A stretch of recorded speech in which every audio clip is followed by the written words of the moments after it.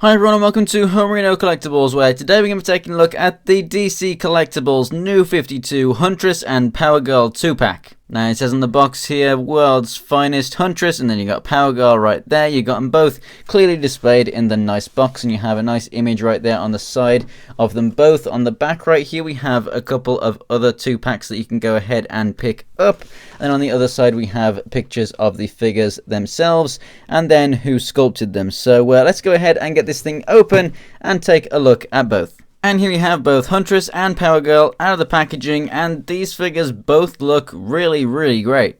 And whilst I'm going to start out by saying I do definitely recommend this 2-pack, there is definitely a couple of things that I would change with mine personally, but honestly, I don't think that they're major problems. So first up, let's take a look at Huntress right here. She actually stands 7 inches tall. Power Girl actually stands 6 3/4 inches. You can see she comes with this crossbow and can actually hold it with a trigger finger over the trigger, which is pretty nice.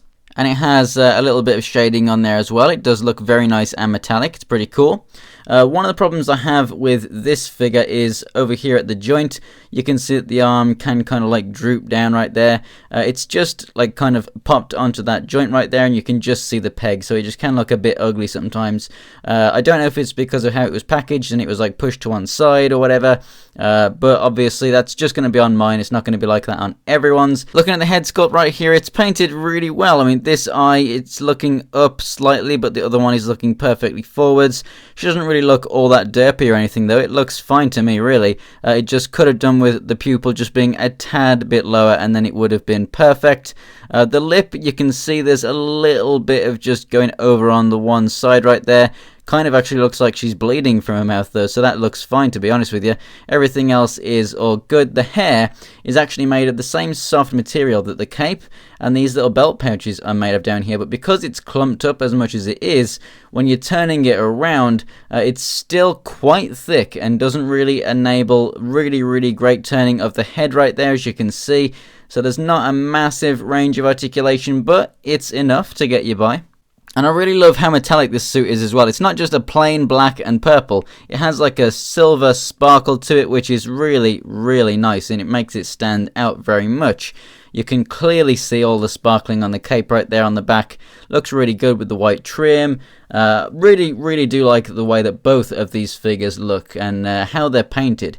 So as for the rest of the articulation, the shoulders come out to the side and rotate all the way around. Rotation right there at the upper part of the arm. Single jointed elbow, and then rotation right here at the wrist, which I think is hidden really well. The legs, they come out to the side. Be careful, both of the figures have those clear joints, so be careful you don't break those. Legs go forward and back a little bit. Tiny little bit of rotation there at the hips, not really anything much. Love these knees, single jointed, but then as you bring them down, you reveal more of the pads, so you don't just get a horrible hinge right there, so that looks really nice. You do actually get a rotation at the boot, and then the feet go up and down right there as well. And now taking a look at Power Girl, which looks absolutely fantastic. I love how the eyes are painted with those white dots in there to make them look glistening and whatnot, and like reflecting the light. Looks really good. The lips, there is actually a bit of paint on there. I don't know if you can tell, but it is very slight.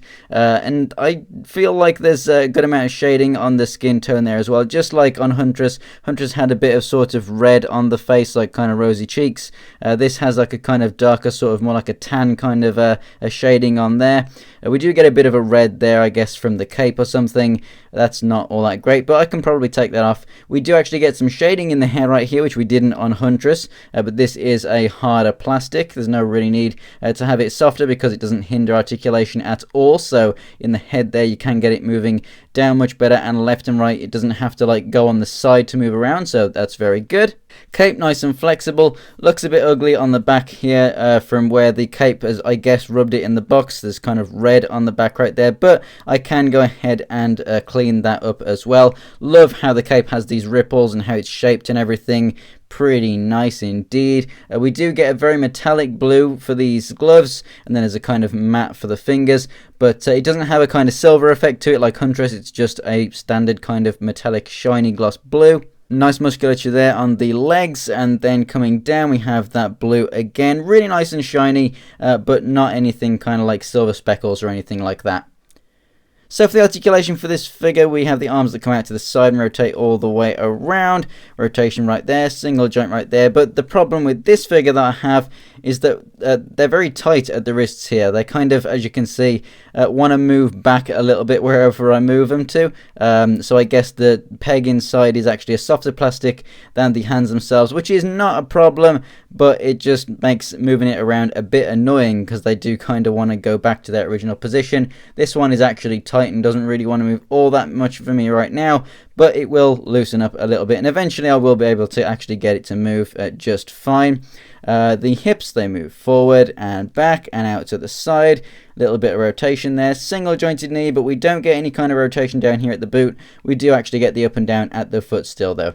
Overall, I think these two figures look absolutely fantastic, and like I said, like that joint right there being like that, and then these hands just being a bit stiff. I mean, that's like it on mine, might not be like it on yours, especially with that, like the paint rub on the face and on the back of Power Girl right there. So it's definitely just quality control issues, but it's nothing too major. It's not like the Batman from the Arkham City pack that I had where the arm was on the wrong way around.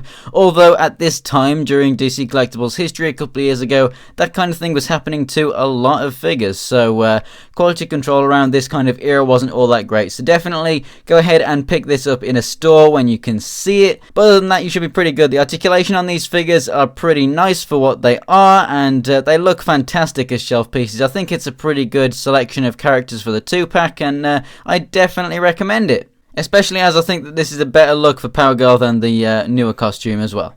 So thanks for watching, guys. If you enjoyed the video, go ahead and give it a like, and if you want to check out more pictures of anything else from my collection, check out my Instagram. It's Homerino123, and the link is in the description below. And for more DC Collectibles reviews, go ahead and subscribe. So thanks for watching, guys, and I'll see you next time.